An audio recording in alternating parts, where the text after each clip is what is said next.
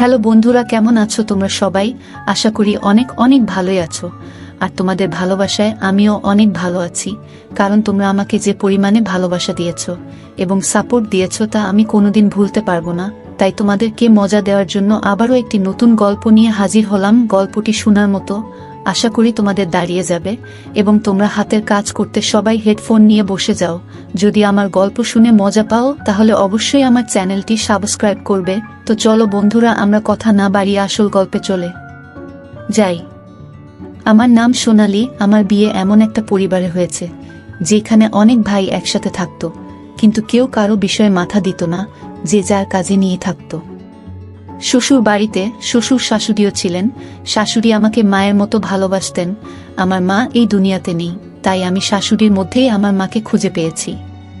আমি তার সাথে ভালো ব্যবহার করতাম, কিন্তু একদিন শ্বশুর শাশুড়ির সাথে এমন একটা কাজ করলেন যা দেখে আমি লজ্জায় মুখ লুকিয়ে ফেললাম, কেননা শ্বশুর শাশুড়ির সাথে আমার মা অনেক দিন আগেই এই পৃথিবী ছেড়ে চলে গেছেন। আমি 7 ভাইয়ের একমাত্র বোন এবং আমার ভাইদের কেউই বিয়ে করেনি, কারণ আমি বাবা মায়ের সবচেয়ে বড় এবং প্রথম সন্তান। আমার বাবা কখনই আমাকে তেমন গুরুত্ব দেননি, তিনি সবসময় তার কাজকেই গুরুত্ব দিতেন। আমি শুধু বাড়ির কাজেই আটকে ছিলাম, কারণ বাবা সহ 5 ভাই কাজ করতে বাইরে যেত, ছোট 2 ভাই বাড়িতেই থাকতো আর আমাকে সবার জন্য রান্না করতে হতো। এদিকে আমার অনেক বয়স হয়ে গেছে, কিন্তু আমার বিয়ে নিয়ে বাবার কোনো চিন্তা ভাবনাই ছিল না। যখন তিনি আমার থেকে 1 বছরের ছোট ভাইয়ের বিয়ে দিতে চাইলেন, তখন আমাদের সব আত্মীয় স্বজন তাকে বললেন, আগে মেয়ের বিয়ে দাও, তারপরে ছেলের কথা ভেবো। এতে বাবা বললেন, মেয়ে বিয়ে দেওয়ার উপহার টাকা পয়সা আমার কাছে নেই। ছেলের বিষয়টা আলাদা, ছেলের বিয়ে ফ্রিতে হবে, পরিবর্তে বুমা নিজের সাথে উপহার টাকা পয়সা নিয়ে আসবে। বাবার কথা শুনে আমি অনেক টেনশনে থাকতাম। এখন আস্তে আস্তে আমার বয়স শেষ হয়ে যাচ্ছে।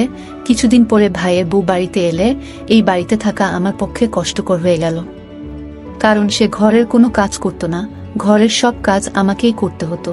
যদিও আমি আগে থেকেই ঘরের সব কাজ করতাম, কিন্তু এখন যে এসেছে তারও কিছু দায়িত্ব আছে, কিন্তু সে কিছুই করত না, সারাদিন শুধু শুয়েই থাকত। বাড়ির সবাই ভাবত নতুন বউ আসাতে আমি একটু আরাম পেয়েছি। আমি অনেক টেনশনে থাকতাম আর মাকে মনে করে কাঁদতে থাকতাম, কারণ মা এই পৃথিবী ছেড়ে চলে যাওয়ার পর থেকেই এই বাড়ির সব দায়িত্ব আমার ঘাড়ে এসে পড়ে, আর আমিও ভাইদের নিয়ে অনেক টেনশনে থাকতাম। কিন্তু যখন বুঝলাম এই বাড়ির কেউ আমার কথা চিন্তা করে না, তখন আমি ভাবলাম আমারও কারো কথা চিন্তা করার কোন দরকার নেই। আমি দেখতে সাধারণ আর বয়স এখন প্রায় 30 বছর। আমার বয়সী সব মেয়ে বিবাহিত এবং তাদের 2-3টা করে বাবু আছে, আর আমি, যার বিয়েই হচ্ছে না। একদিন আমার কাকা বাড়িতে এসে বাবাকে অনেক করে বুঝিয়ে বললেন, আগে মেয়ের বিয়ে দিয়ে তারপর অন্য কিছু ভাবো। বাবার অনেক বয়স হয়ে গেছে, কিন্তু তিনি এখনো শুধু টাকার পিছনেই ছুটতেন, কখনোই ছেলে মেয়েদের প্রতি মাথা খারাপ করেননি। আর টাকাও তিনি শুধু নিজের এবং ছেলেদের জন্যই কামাতেন। যা ইনকাম করতেন তা দিয়ে নিজের এবং ছেলেদের ইচ্ছাই পূরণ করতেন। আমার দিকে কখনই মাথা দেননি। আমি শুধু এই বাড়িতে কাজের মেয়ে হয়ে রয়েছি। আমার কাকার ও মামার কথাতে বাবা আমার বিয়ে দিতে রাজি হলেন। কাকা নিজেই আমার বিয়ের পাত্রটা নিয়ে এসেছিলেন। আমি এটা ভেবে অনেক খুশি ছিলাম যে যাক, শেষ পর্যন্ত আমার বিয়ে হচ্ছে আর আমি এই বাড়ি ছেড়ে নিজের বাড়িতে যাচ্ছি। আমার স্বপ্ন ছিল বিয়ে যেখানেই হোক না কেন সেই পরিবারটা যেন ছোট হয়। কিন্তু যখন আমি ছেলেকে দেখি এবং তাদের পরিবারের কথা জানতে পারি, তখন আমার মন খারাপ হয়ে যায়। যে ছেলেটির সাথে আমার বিয়ে হতে যাচ্ছে সে অনেক কালো এবং তাদের পরিবার ও আমাদের পরিবারের মতোই অনেক বড় ছিল। তারা 6 ভাই এবং 2 বোন। বোন 2 জন বিবাহিত এবং সব ভাইয়েরা তাদের স্ত্রীদের নিয়ে আলাদা থাকে। এদিকে ছেলেটি তার বাবা মায়ের সাথে থাকে। ছেলেটির একটাই গুণ যে সে অনেক টাকা ইনকাম করে এবং তাদের বাড়িও অনেক বড়।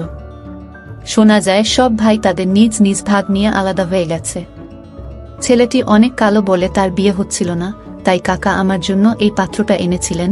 এদিকে আমার বাবার তো আমাকে বিয়ে দেওয়ার কোনো ইচ্ছাই ছিল না, আর আমার বিয়ের পাত্রটাও আসতো না, কারণ আমারও বয়স বেশি।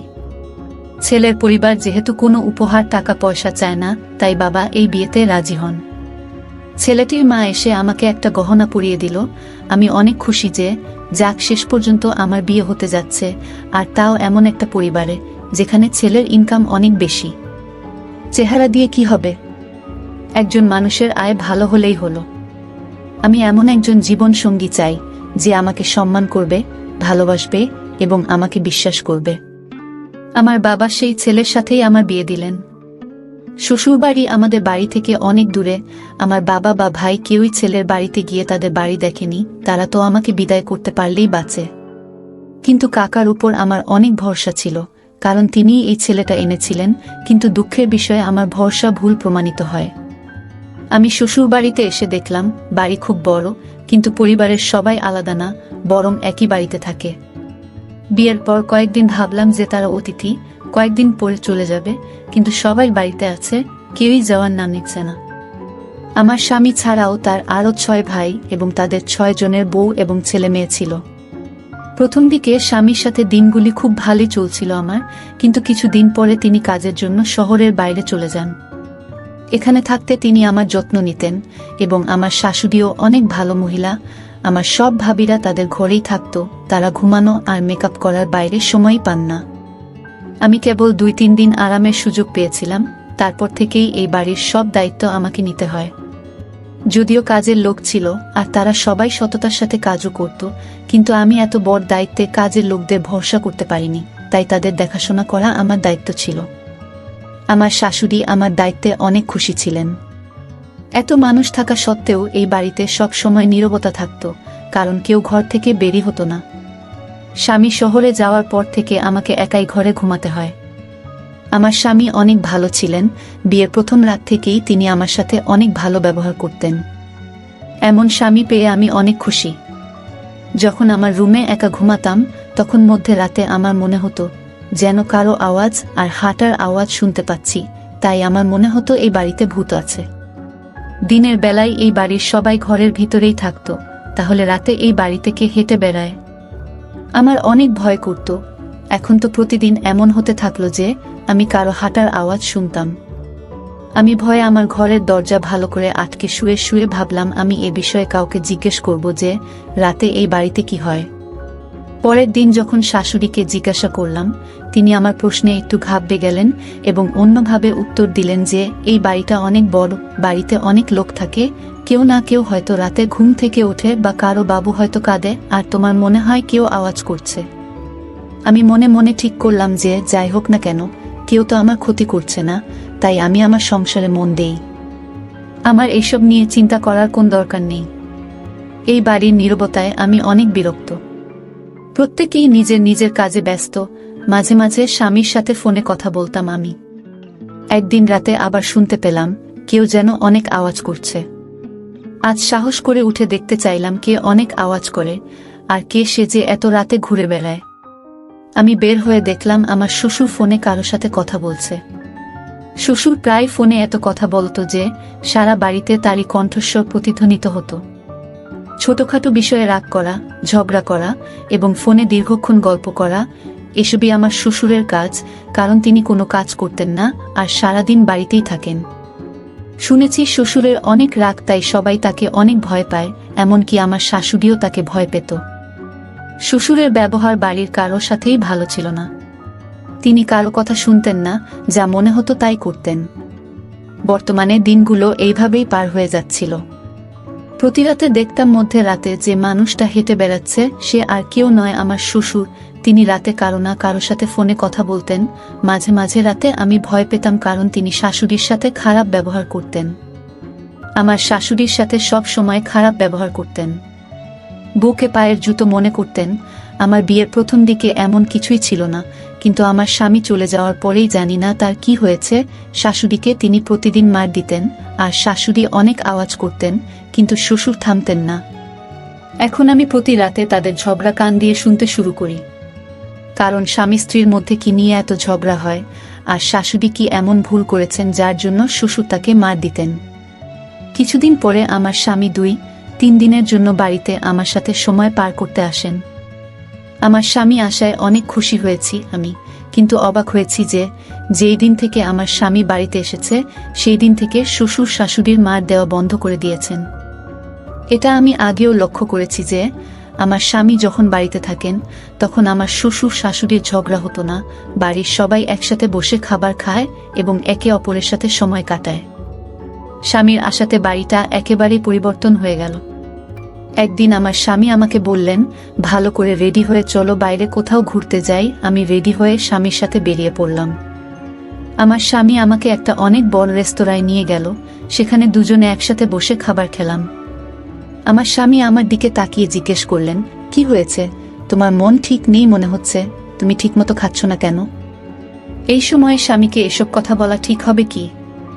কারণ আমি শাশুড়ি এবং বাড়ির পরিবেশে নিয়ে অনেক টেনশনে ছিলাম। তাই আমি স্বামীকে সবকিছু বলবো কিনা ভাবছিলাম। কারণ বিয়ের পর এই প্রথম একসঙ্গে সময় কাটাতে ঘরের বাইরে এসেছি। আমি এসব কথা বলে স্বামীকে বিরক্ত করতে চাই না। আবার ভাবছি এসব না বললে এটার সমাধান হবে কিভাবে। তাই সাহস করে স্বামীকে জিজ্ঞেস করলাম, তোমার বাবা রাতে মায়ের সাথে ঝগড়া করে কেন?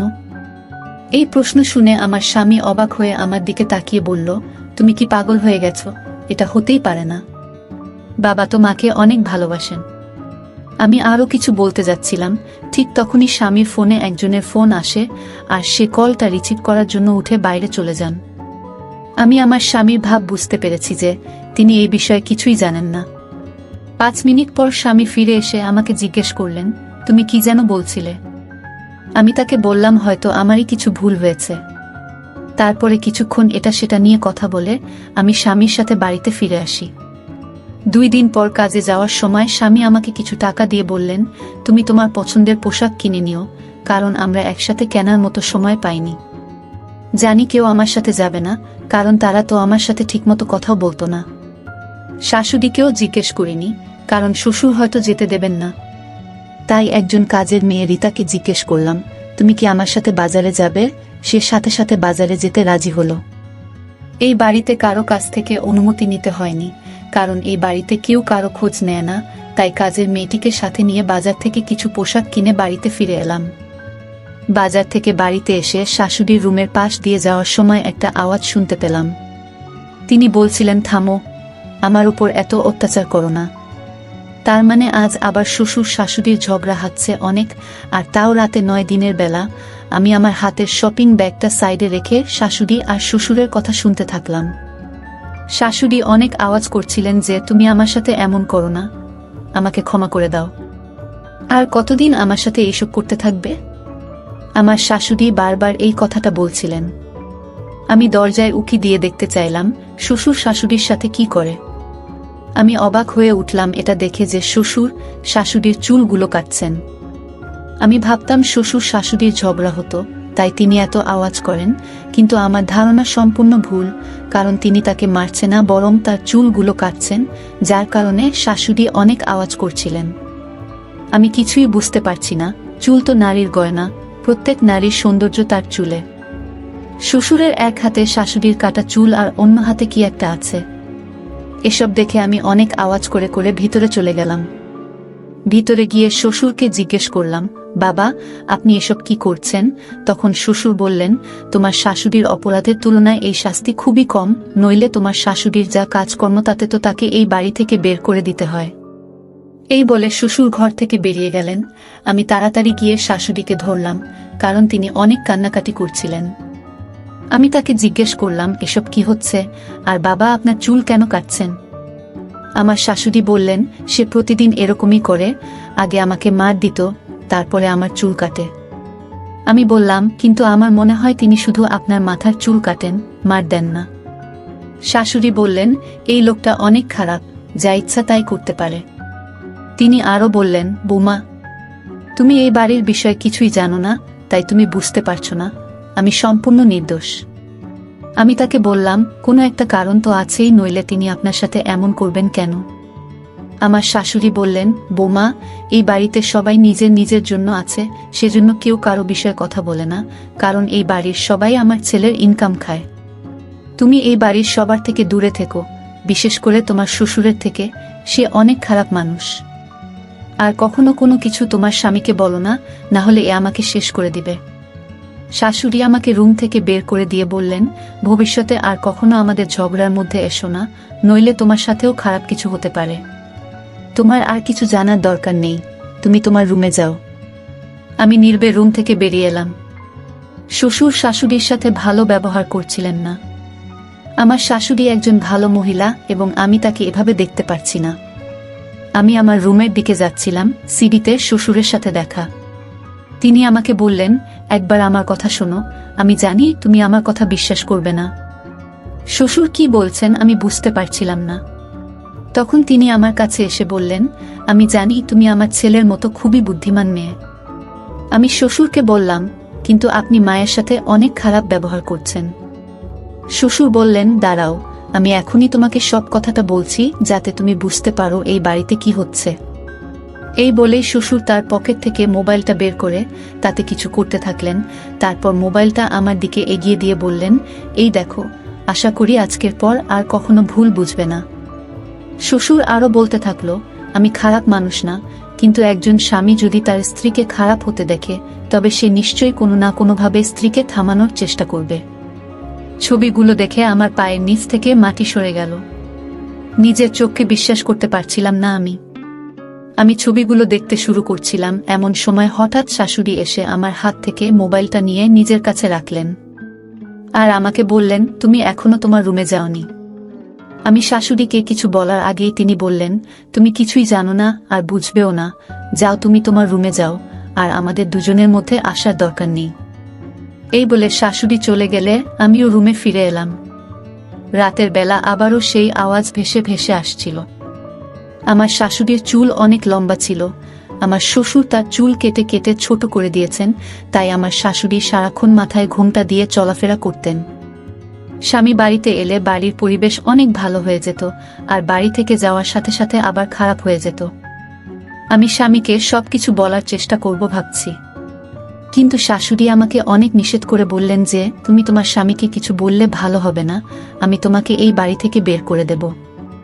আমি অনেক টেনশনে থাকলাম, আমি বুঝতে পারছি না এই বাড়িতে কি হচ্ছে। এইসব টেনশন আর আওয়াজের শব্দে ঘুমাতে পারতাম না, সারা রাত জেগে কাটিয়ে দিতাম। শাশুড়ি আমার স্বামীর মা এবং তিনি আমাকে অনেক ভালোবাসতেন, কারণ তিনি কখনো আমার সাথে খারাপ ব্যবহার করেননি। আমি আমার মনকে বোঝানোর অনেক চেষ্টা করেও বোঝাতে পারছি না শাশুড়ি এমন হতে পারেন। পরের দিন আমি এই দেখে অবাক হয়ে গেলাম যে শ্বশুর আমার এবং শাশুড়ির সাথে অনেক ভালো ব্যবহার করছেন। হয়তো শ্বশুর বুঝতে পেরেছেন যে নারীর সাথে খারাপ ব্যবহার করা উচিত না। আজকে আমি তাদের মধ্যে ভালোবাসা দেখে খুশি হলাম।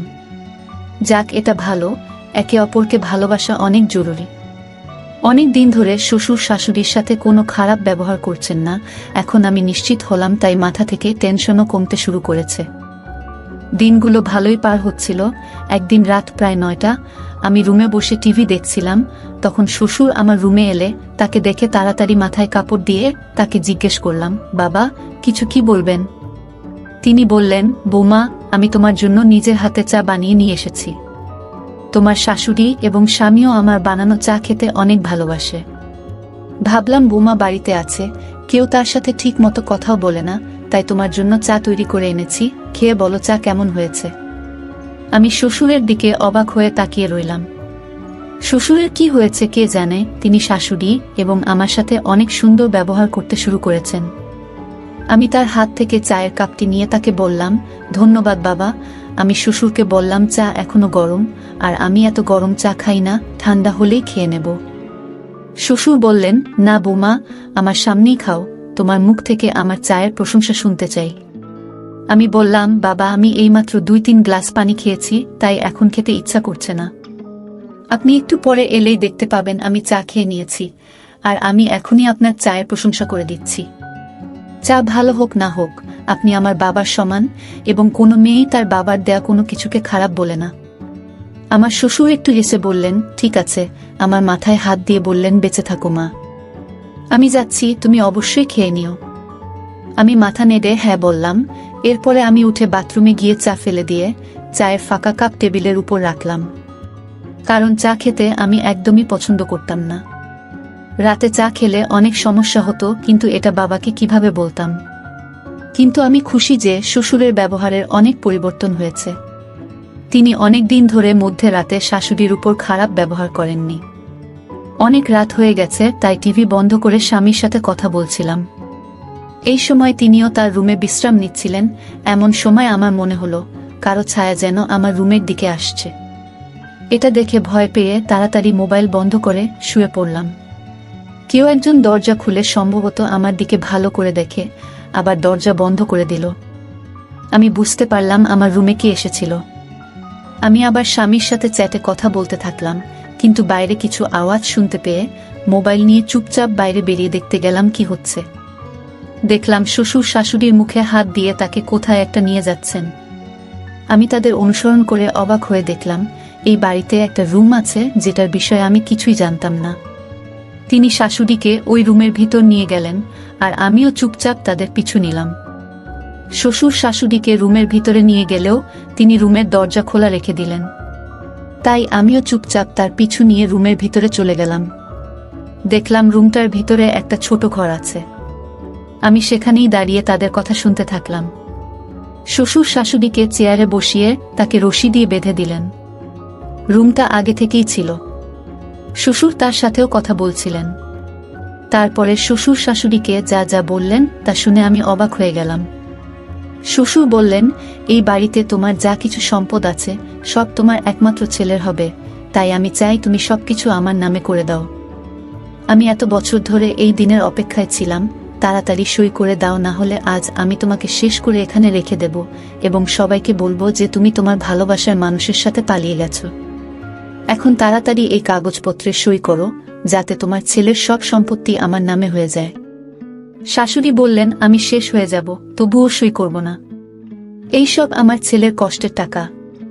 তুমি কি চাও যে আমি তোমাকে আর তোমার খারাপ ছেলেদের আমার ছেলের এসব কষ্টের টাকা দিয়ে দেব? তোমার কপাল ভালো যে এত বছর ধরে আমি ছেলের কাছ থেকে তোমার সম্পর্কে এই সত্যটা লুকিয়ে রেখেছি, আর এখন আমাকে আমার পুত্রবধূর কাছ থেকেও এই সত্যটি লুকাতে হচ্ছে। শ্বশুর শাশুড়ির মুখে থাপ্পড় দিয়ে বললেন, আজ আমি তার চায়ে ঘুমের ওষুধ মিশিয়ে তাকে অজ্ঞান করে দিয়েছি, সে কিছুই জানবে না। সকালে যখন সে চোখ খুলবে তখন সে জানতে পারবে তার শাশুড়ি তার ভালোবাসার মানুষটির সাথে পালিয়ে গেছে। আমি তাকে যে ছবি দেখিয়েছিলাম সেগুলি সে বিশ্বাস করেছে। আসলে সেদিন শ্বশুর তার মোবাইলে যে ছবিগুলো দেখিয়েছিলেন সেগুলো আমার শাশুড়ির ছবি, যেগুলো খুবই খারাপভাবে উঠানো, এবং শ্বশুর অন্য পুরুষের সাথে আমার শাশুড়ির সেই ছবিগুলো এডিট করেছিলেন। যদিও সেই ছবিগুলো শ্বশুর শাশুড়ির সাথে নিজের মোবাইল দিয়ে তুলেছিলেন। আমার স্বামী শাশুড়ির প্রথম পক্ষের একমাত্র ছেলে।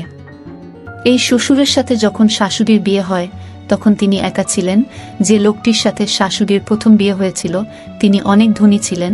তিনি এই পৃথিবী থেকে বিদায় নেয়ার আগে তিনি তার সমস্ত সম্পত্তি তার ভবিষ্যৎ সন্তানকে লিখে দিয়েছিলেন, কারণ যখন শাশুড়ির প্রথম স্বামী এই পৃথিবী ছেড়ে চলে যায় তখন তিনি 3 মাসের ছিলেন। পরে শাশুড়ির বাবা মা তাকে এই লোভী মানুষের সাথে বিয়ে দেয়, যার আগে থেকেই অনেক বাবু ছিল। প্রথম স্বামীর সমস্ত সম্পত্তি শাশুড়ির হাতে ছিল। এই কারণে শাশুড়ি তার একমাত্র ছেলেকে অনেক দূর অবধি পড়াশোনা করিয়ে তাকে তার স্বামীর ব্যবসা আবার শুরু করতে উৎসাহিত করেন। আর এদিকে আমার স্বামীর অনুপস্থিতিতে শাশুড়ির দ্বিতীয় স্বামীর বাবুরা তার সম্পত্তি ভোগ করে। আমার স্বামী জানত না যে এটা তার সৎ পিতা। শাশুড়ি তার কাছ থেকে এই কথাটি লুকিয়ে রেখেছিলেন। আর আমার স্বামী চোখ খোলার পর থেকে শ্বশুরকেই তার বাবা হিসাবে জানে। কিন্তু আমার স্বামী বড় হয়ে তার বাবার ব্যবসা শুরু করেন এবং ব্যবসার প্রচুর অর্থ উপার্জন করেন। তখন শ্বশুরের এই বিষয়টি পছন্দ হয়নি, কারণ তার বাবুদের কেউই আমার স্বামীর সাথে প্রতিদ্বন্দ্বিতা করার মতো যোগ্য ছিল না। শাশুড়ির প্রথম স্বামীর আয়ে তারা খেয়ে পড়ে বেঁচেছিল, আর আমার স্বামী সক্ষম হওয়ার পরেও যা কিছু উপার্জন করেছেন তিনি তার মাকেই দিয়েছিলেন। আমার শ্বশুর এখন এই সমস্ত সম্পত্তি তার নামে করতে চেয়েছিলেন এবং শাশুড়িকে তার সমস্ত সম্পত্তি দেওয়ার জন্য অনেকক্ষণ ধরে অনেক কথা বলে আসছিলেন। আমার স্বামীর সামনে শ্বশুর অনেক ভালো মানুষ সেজে থাকতেন, কারণ তিনি চাইতেন যেন কোনোভাবেই আমার স্বামী জানতে না পারেন যে তিনি আমার শাশুড়ির দ্বিতীয় স্বামী এবং তার বাবুরা আমার শাশুড়ির নয়, আমার শ্বশুরের প্রথম স্ত্রীর। তাহলে আমার স্বামী কখনই তাদের এই বাড়িতে তাদের রাখবে না, আর আমার স্বামীর মন যে কোনো সময় বদলে যেতে পারে এবং তাদের বাড়ি থেকে বের করে দিতে পারে। এখন শ্বশুর শাশুড়িকে মার দেওয়ার পরে কাগজে সই করিয়ে তাকে শেষ করে দিতে চাইছিলেন। আর তার এই পৃথিবী থেকে বিদায় নেয়ার পরে সবাইকে বলতেন যে শাশুড়ির অন্য কারো সাথে সম্পর্ক ছিল, তাই তিনি তার ভালোবাসার মানুষটির সাথে পালিয়ে গিয়েছেন। ঘরের ভিতরে শ্বশুর আর তার 2 ছেলে ছিল, যারা আমার স্বামীর সব সম্পদ দখল করতে চেয়েছিল। আমার শ্বশুর সেজন্যই শাশুড়ির চুলগুলো কাটতেন, কারণ চুল হলো স্ত্রীর গহনা। তারা ভেবেছিলেন যদি প্রতিদিন চুল কেটে দেন আর তাকে মার দেন তাহলে তিনি ভয় পেয়ে তার সমস্ত সম্পত্তি দিয়ে দেবেন। কিন্তু সেরকম কিছুই হয়নি। শাশুড়ির ক্ষমতাকে ধন্যবাদ জানাই, যিনি এত বছর ধরে এইসব মেনে নিয়ে চলেছেন, কিন্তু তিনি তার ছেলের সম্পত্তি অন্য কারো হাতে তুলে দেননি। আমি শাশুড়ির উপর এত কষ্ট মেনে নিতে পারিনি। তাই আমি তাড়াতাড়ি আমার স্বামীকে ফোনে সমস্ত ঘটনা বললাম। আমার স্বামী বললেন যে আমি আমার এক বন্ধুকে পাঠাচ্ছি, তুমি তার সাহায্য নাও, আর আমি এখনই বাড়ি যাওয়ার জন্য বেরিয়ে পড়ছি। যদি এসব সত্যি হয় তবে আমি বাবা এবং তার সমস্ত ছেলেদের বাড়ি থেকে বের করে দেব, আর যদি ভুল প্রমাণিত হয় তবে আমি তোমাকেই এই বাড়ি থেকে বের করে দিয়ে তোমাকে ছেড়ে দিয়ে দেব। আমি আমার স্বামীকে বললাম, তোমার বন্ধুকে তাড়াতাড়ি পাঠাও, বাকি সব কিছুতেই আমি রাজি।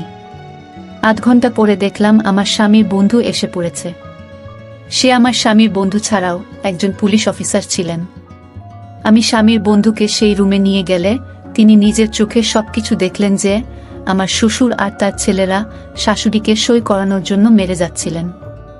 আমার স্বামীর বন্ধু শ্বশুর ও তার 2 ছেলেকে আটক করে থানায় নিয়ে যান। সকালে আমার স্বামীও বাড়িতে এসে পৌঁছান, কারণ তার বন্ধু তাকে ফোন করে সব বলেছিল। ফলে তার কাছে সব সত্যতা প্রকাশ পেয়ে যায়। তাই তিনি তার বাবা এবং ছেলেদের বিরুদ্ধে কেস করেন এবং শাশুড়িও আদালতে সাক্ষ্য দেন। আদালতের রায় আমাদের পক্ষে যায়। এরপর আমার ভাবিরা এ বাড়িতে থাকতেন, তারা সবাই আমাদের বাড়ি ছেড়ে চলে যায়। এখন এই বর বাড়িতে আমরা অনেক সুখেই আছি। আমার স্বামী সিদ্ধান্ত নেয় যে সে কখনই এই বাড়ি ছেড়ে যাবে না। এখন সে আমাদের সাথে বাড়িতে থেকেই কাজ করেন। মাঝে মাঝে সম্পদের লোভে কিছু মানুষ এতটা নিচে নামিয়ে দেয় যে তারা সম্পর্কের মূল্য দিতেও ভুলে যায়। আমি আপনাদের সকলকে অনুরোধ করতে চাই, আপনারা সম্পর্কের মূল্য দিতে শিখুন। আজ আমাদের সাথে যে বা যারা আছেন, আমরা যদি তাদের সাথে খারাপ কিছু করি তবে তাদের মনে ভুল ধারণার সৃষ্টি হবে, আর তারা কেউ আমাদের দিকে ভুল করেও ফিরে তাকাবে না। তাই একজন ভালো মানুষ হন, কোনটা ভালো তা বুঝতে শিখুন এবং যে ভালো তার সাথে ভালো ব্যবহার করুন, আর যে খারাপ তার খারাপ দিকটা দূর করার চেষ্টা করুন। আমার শ্বশুর শাশুড়ির কাছে অনেকবার ক্ষমা চেয়েছিলেন, কিন্তু মনে হয় তিনি ক্ষমার যোগ্য ছিলেন না, কারণ তিনি অনেক বড় ভুল করতে যাচ্ছিলেন।